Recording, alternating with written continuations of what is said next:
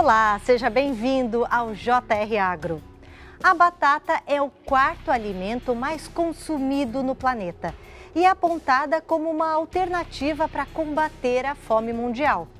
Os brasileiros consomem 3 milhões e 500 mil toneladas de batata por ano. Mas é possível explorar novas variedades e aumentar ainda mais esse consumo. O nosso convidado de hoje é o Natalino Shimoyama, que é diretor executivo da ABBA, Associação Brasileira da Batata. Que bom recebê-lo aqui hoje. Eu é quem agradeço pela oportunidade de participar do programa JR Agro. Natalino, deixa eu te perguntar uma coisa. Estima-se que mais de 1 bilhão de pessoas consomem batata diariamente no mundo. Os brasileiros consomem 17 quilos de batata por ano. Mas é possível aumentar esse consumo aqui no Brasil? Catarina, a nível mundial, hoje, a batata ela vem crescendo, né, em função basicamente de alguns fatores que são muito claros. Primeiro, né, a escassez de solos para produzir alimentos. Então, a batata ela acaba sendo um produto, uma opção muito boa, né, por ser um alimento que tem alta produtividade, um ciclo relativamente curto, né, e ela ser extremamente versátil, ou seja, é um alimento que as pessoas, de uma forma geral, né, apreciam. E, além do mais, ele é um produto que poderíamos considerar como acessível, ou seja, não é um produto caro, né? A nível mundial, eu diria para você que esse crescimento hoje ele é muito evidente nos países asiáticos e também em países onde a população é mais carente, por ter essas características, tá? No Brasil, nós temos hoje um consumo ao redor de 17 quilos, dividido entre batata fresca e batata industrializada. Na verdade, nós estamos tendo uma certa retração de consumo nas últimas décadas, né? Já houve um consumo maior. Então, o consumo da batata tem diminuído ao longo dos anos, por quê?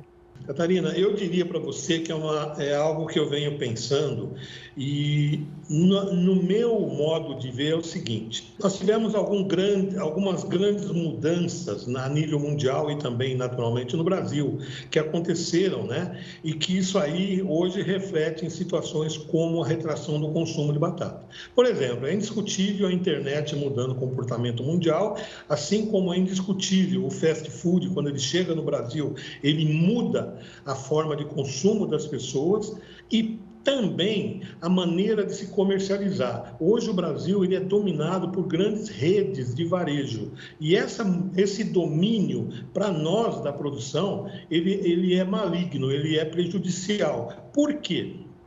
Antes nós tínhamos um consumo baseado na aptidão culinária que proporcionava satisfação ao consumidor. Hoje não, as grandes redes de varejo, elas priorizam a aparência e a aptidão culinária foi descartada e, consequentemente, as variedades dominantes hoje não são as variedades que traz satisfação ao consumidor. Quando o senhor fala grandes redes de varejo, o senhor se refere a essas redes, a essas lanchonetes de fast food? E aí eu queria também saber, vou emendar a pergunta, se a batata ela passou a ser vista como uma vilã, porque a gente agora pensa em batata frita, é isso? Quando eu digo grandes redes de varejo, eu estou me referindo às grandes redes de supermercado, tá? E não às grandes redes de fast food. Agora, a imagem da batata hoje, eu diria que melhorou um pouquinho em relação aos 10, 15 anos atrás, quando nós éramos vistos como realmente uma vilã. Eu diria que a forma como você consome, a quantidade que você consome, ela é determinante. Ou seja, um alimento que faz parte da humanidade simplesmente há 8 milênios e que em países onde se consome muita batata, as pessoas são extremamente saudáveis, né? Para mim está claro que a forma como você consome é que pode trazer prejuízo. E eu não vejo a batata como causadora disso. Houve um aumento no consumo da batata durante a pandemia? Sim. nós tínhamos uma previsão, né, para 2020, ou seja, considerando que o início da pandemia foi em novembro de 2019, em 2020 nós tínhamos uma previsão muito ruim, né, em relação às perspectivas de preço da batata. No entanto, com a pandemia, a situação se inverteu e se transformou talvez num dos melhores anos, se não o melhor ano na história em termos de preço. O que aconteceu para convergir para essa situação tão favorável? Nós tivemos uma retração da oferta, uma diminuição, perdão, violenta da oferta e um aumento assim, inimaginável no consumo.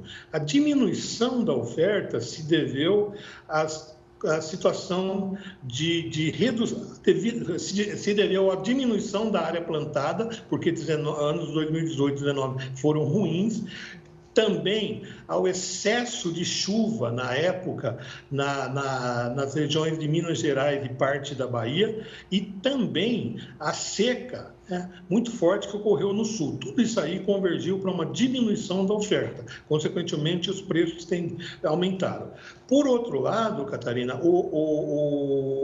a pandemia ela fez o quê? O isolamento social ela fez com que as pessoas tivessem que ir somente praticamente ao supermercado para comprar alimentos. E na hora que ela foi comprar alimentos, ela tinha que escolher entre aqueles que eram menos perecíveis e aqueles mais perecíveis. Então, ninguém ia lá e comprava, por exemplo, 10 pés de alface, mas ele passava a comprar, ao invés de ele passou a comprar 5 quilos de batata.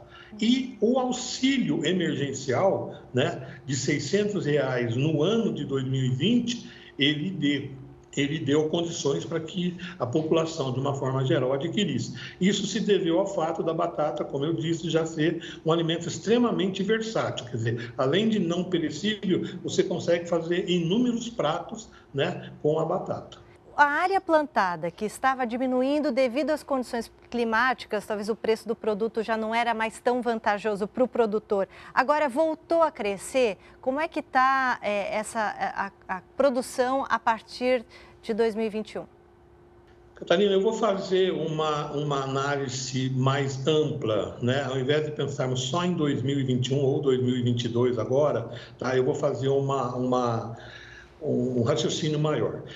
Por exemplo, a nível de mundo, a batata não para de crescer. Atualmente, nós estamos falando em quase 20 milhões de hectares para mais de 400 milhões de toneladas. Os países da Ásia e da África, né, eles crescem ano a ano. Países como diversos países da Europa e os Estados Unidos e alguns outros países, eles têm uma certa estabilidade em termos de área de plantio. E a maioria dos países da América Latina e também da América Central, tá, eles estão vendo uma decadência, tá, crônica, ou seja, a gente está vendo ano a ano a cadeia da batata diminuir, a área diminuir, o consumo diminuir. Tá? E o Brasil é uma das maiores vítimas dessa decadência. Isso está relacionado com o quê? Né?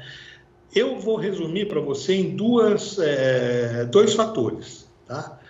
A importância que o governo dá para essas cadeias, onde ele prioriza o social, onde ele prioriza o lado segurança alimentar, tá? E o lado, vamos dizer, profissional da cadeia, ou seja, cadeias que se organizam profissionalmente, né, e passam a ser modernizadas naturalmente. Veja, por exemplo, as situações hoje de soja, milho, né, a própria borracha, onde o pessoal vem conseguindo se organizar e crescer. Então, no mundo globalizado, a profissionalização é extremamente importante para a gente levar adiante. E só reforçando, qual que é a importância social?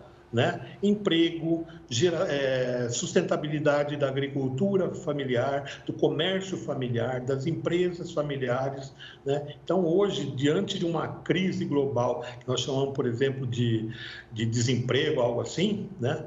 Eu acho que nós temos que voltar a priorizar o lado social. A produção nacional hoje é tecnificada? Predominantemente, sim. Para você ter uma ideia, nós tivemos possivelmente há Há 2 décadas atrás, chegando perto de 3 décadas, nós tivemos mais de 20 mil, talvez até mais de 30 mil produtores. Hoje, nós estamos com menos de 2 mil. No entanto, né, apesar da área plantada ter diminuído, vamos dizer assim, de 150 para 100 mil hectares, a produção, né, anual é maior do que antes. Isso se deve à produtividade maior, que está vinculado a variedades mais produtivas, está vinculado a mais tecnologia, né? E essa é a nossa realidade de hoje. Mas isso, Catarina, eu diria que é extensivo para as outras culturas de uma forma geral. E uma coisa que eu chamo muita atenção e eu acho muito oportuno, né, poder estar com vocês, é que produtos destinados à exportação, nós estamos percebendo, vendo, né, vivendo uma prosperidade. E produtos destinados ao consumo interno, nós estamos vendo todos indo para uma situação cada vez mais difícil. No caso da batata, ela é exclusiva para o consumo interno? Existe alguma coisa muito pequena de exportação de material fresco, né? Às vezes a Argentina, Uruguai tem problemas climáticos, né? Deu lá uma seca, um clima muito calor, né? Então eles acabam importando um pouquinho e vice-versa. Às vezes aqui no Brasil que a gente tem problema, faltou batata, a gente traz. Então esse comércio aí é relativamente pequeno, é quase que insignificante. No entanto, nós estamos tentando exportar principalmente batata pré-frita congelada, né, onde talvez tenha oportunidade, mas infelizmente, né, hoje, se você perguntar qual que é a maior região produtora de batata no Brasil, eu tenho que dizer para você que não está aqui no Brasil. Ela vem de fora. Ou seja, a pré-frita congelada hoje no Brasil, ela representa 60% do volume de pré-frita consumido, né, que equivale a mais de 20 mil hectares de produção. Infelizmente, né, é uma situação que nós temos aí e ela é até crescente, né, e que, na minha opinião, nós estamos importando aquilo que nós temos condições de produzir. O JR Agro fala hoje sobre a produção e o consumo da batata no Brasil. Nós vamos fazer um rápido intervalo e já voltamos. O JR Agro recebe hoje o senhor Natalino Shimoyama, que é diretor executivo da ABBA, Associação Brasileira da Batata. Queria perguntar, seu Natalino, sobre a sanidade das lavouras. Como é que o Brasil está hoje no controle de pragas? Em se tratando de batata, né, eu diria para você o seguinte, possivelmente, junto com tomate, né, nós somos as culturas que têm mais problemas fitossanitários, sejam bactérias, fungos, vírus, né, e naturalmente pragas. Isso é, vamos dizer assim, natural em se tratando de um país tropical. O que eu teria para dizer é que com essa evolução, vamos dizer, com esse crescimento, com essa mudança que nós estamos tendo nos últimos anos, principalmente em função aí o aumento do plantio de alguns cereais, no caso soja, milho, e também a intensificação no uso de pivôs centrais, ou seja, você utilizando o mesmo solo, né, irrigando várias vezes, existe uma pressão, vamos dizer assim, fitossanitária muito grande. Tá? A batata hoje, no Brasil, diferente do resto do mundo, né, os principais problemas nossos estão relacionados a bactérias, diferente de outros países onde a prioridade normalmente são fungos, né? Agora, o que chama atenção é o seguinte, nós temos alguns problemas fitossanitários, por exemplo, uma praga que é, né, a vaquinha, conhecida mais como vaquinha ou a diabrótica, né, que ela ela afeta praticamente todas as culturas. Então, se você faz uma rotação, por exemplo, com milho, né, depois sobra para a batata e vai aumentando. E nós temos também um outro exemplo interessante, que é um nematóide, né, que é do gênero Pratylencos e que ele também é praticamente presente em todas as culturas. E interessante disso que tanto faz ser uma gramínea, uma folha larga, um cereal, uma soja, um milho, ele gosta de tudo e gosta da batata também, né? Isso significa ter que usar mais pesticidas?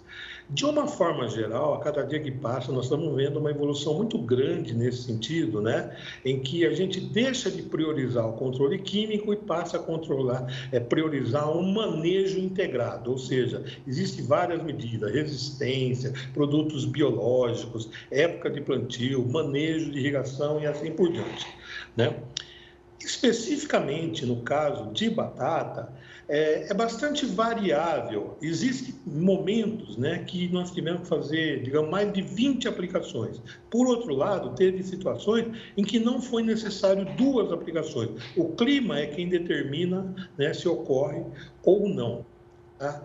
Então, nós vivemos, sim, de uma forma geral, um aumento do número de problemas fitossanitários. Nós temos algumas situações extremamente críticas, mas, por outro lado, nós temos, sim, uma evolução, né, grande nessa questão. Então, essa imagem, muitas vezes, ligando batata a agrotóxico, não procede. Tá? A batata, segundo as análises que vem sendo feito regularmente, né, ela tem se posicionado como o produto mais limpo em termos de pesticida. Né? Não vem sendo encontrado praticamente nenhum resíduo de qualquer natureza de pesticida. Isso aí é importante, porque eu acho que a imagem que a batata tem, né, não condiz com a realidade. Então, em linhas gerais, podem ficar tranquilos que é um alimento bem limpo em relação. E com relação às medidas restritivas aplicadas pela China para a exportação de fertilizantes, como é que isso tem afetado a produção brasileira? Catarina, nós estamos, eu diria para você que nesse momento é uma encruzilhada tremenda para quem vai produzir batata.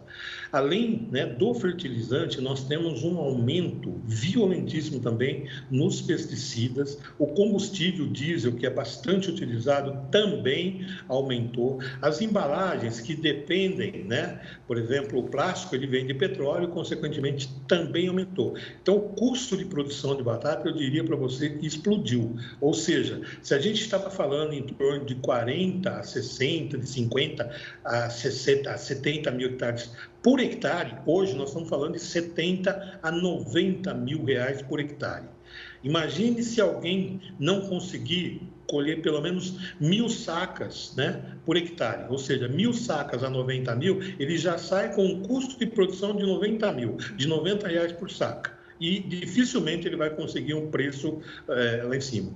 Por outro lado, além do aumento do custo de produção, eu diria para você que nesse momento nós estamos enfrentando outra situação muito nítida, que é a retração de consumo generalizada. Ou seja, no momento, eu acho que o desemprego, ele gera uma situação extremamente complicada. Sem emprego, você não tem salário, sem salário, não tem consumo, sem consumo, eu não tenho para quem vender. Isso aí, possivelmente, o custo de produção e a retração de consumo sejam os 2 fatores limitantes esse ano de 2022 para todas as culturas, não é só batata, não. O consumidor esse ano já pode esperar um preço mais alto para a batata também?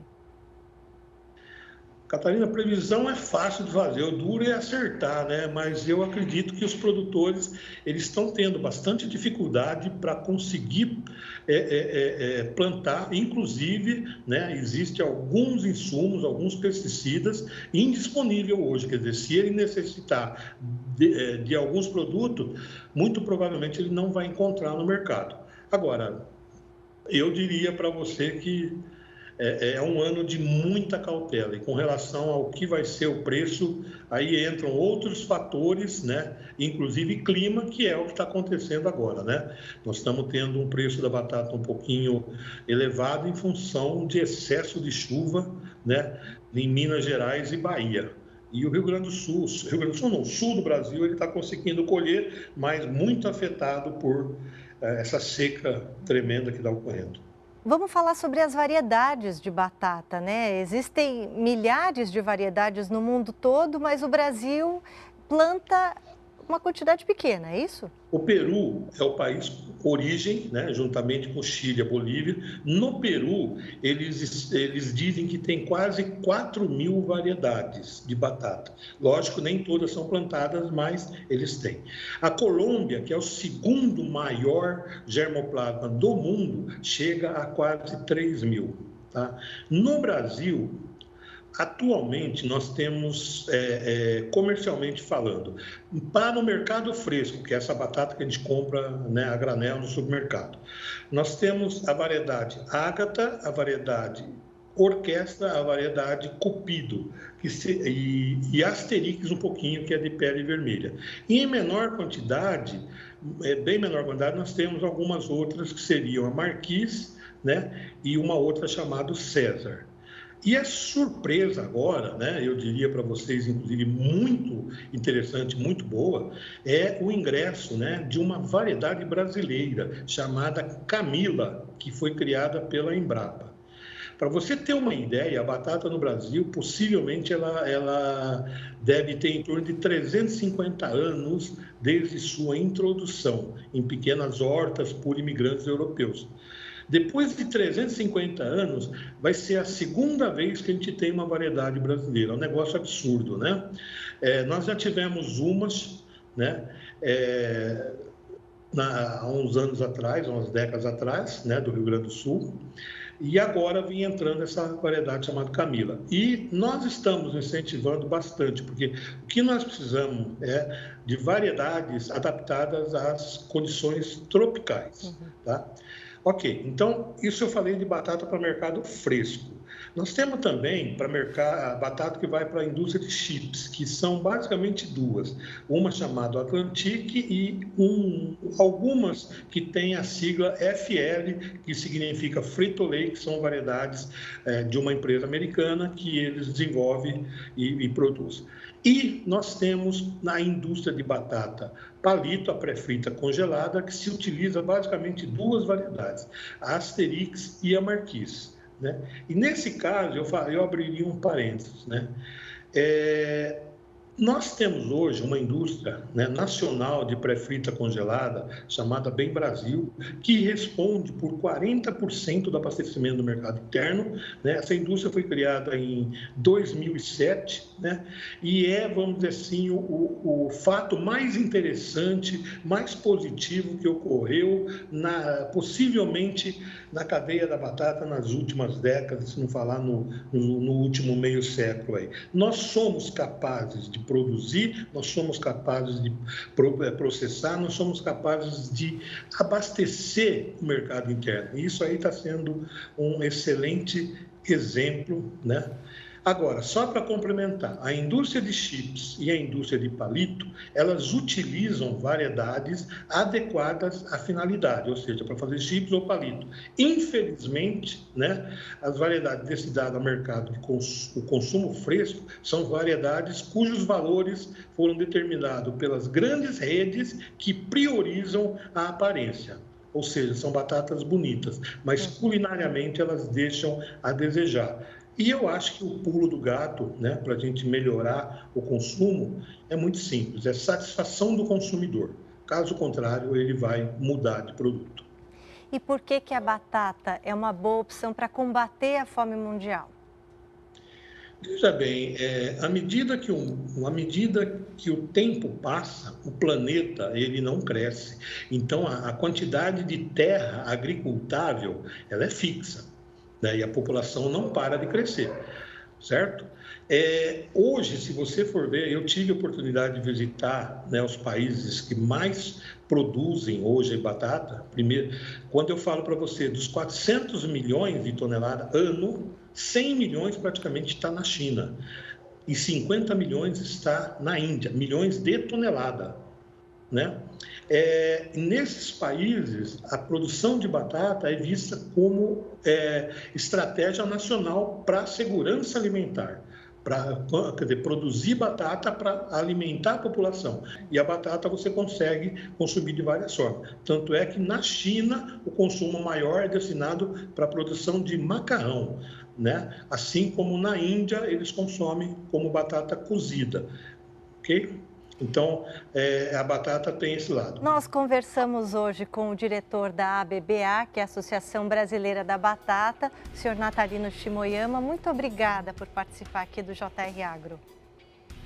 Eu é quem agradeço, né, e desejo tudo de bom para vocês. Se cuidem. Até a próxima.